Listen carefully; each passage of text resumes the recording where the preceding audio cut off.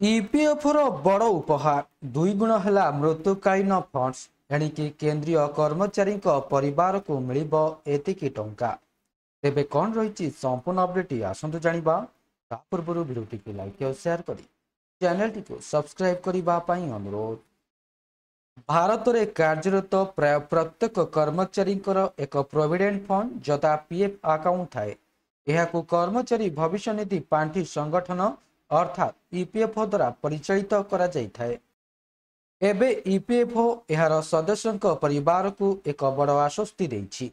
पूर्वरु जदि कोनोसी पीएफ सदस्यों मृत्यु हुए तेबे परिवार को मृत्यु सहायता अधीन 8,80,000 टंका सहायता मिलुथिला, किंतु वर्तमान एही परिमाण को 15 लाख टंका को वृद्धि करा जाइछि।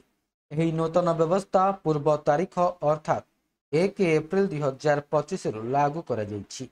जदि कोनोसी कर्मचारी मृत्यु एप्रिल 1 किंबा तापरे हुए तेबे तांको परिवार को 8,80,000 टंका बदल में 15 लाख टंका मिलिबो। एही निष्पत्ति को ईपीएफओ रो सर्वबृहत बोर्ड केंद्रीय ट्रस्टी बोर्ड द्वारा मध्य अनुमोदन करा जाइछि, जेउथिरे सरकार नियुक्तिदाता एवं कर्मचारी प्रतिनिधि माने शामिल अछंती। तेबे एथिरे प्रतिवर्ष अनुदान राशि वृद्धि पाइब। एही परिमाण केवल थरे वृद्धि पाइब नाही। ईपीएफओ एहा मध्य निष्पत्ति नेइछि जे 1 एप्रिल 2026 रु एही अनुदान राशि प्रतिवर्ष 5% वृद्धि पाइब। यह सहित परिवार को दिया जाउथिबा आर्थिक सहायता समय सहित वृद्धि पाइब। एही खबर विशेष करी सेही परिवार पई भल जेउ माने निज परिवार रो सदस्यों को हराइबा परे आर्थिक असुविधार सम्मुखीन हुअंती। एहाको ध्यान रखी ईपीएफओ परिवार पई सहायता को आहुरी मजबूत करने को निष्पत्ति नेछि। तबे वर्तमान नाबालक पिलामानक पई दाबी प्रक्रिया बहुत सहज होइगला।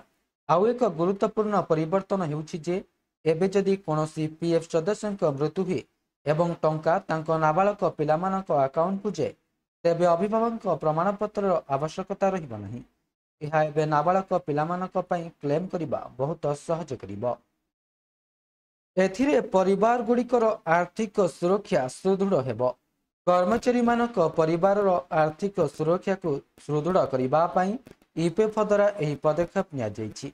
15 लाख टंका वृद्धि एवं तापर वार्षिक 5% वृद्धि एवं परिवार गुड़ी को अधिक साहाय्य करि परिबो। यह सहित क्लेम प्रक्रिया रे उन्नति सहित समय मध्य टंका पाइबा सहज हेबो। तेबे यह थिला संपूर्ण अपडेट। वीडियोटी भल लगी वीडियोटी को लाइक करंतु, शेयर करंतु एवं चैनल टी को सब्सक्राइब करने को भूलंतु नहीं।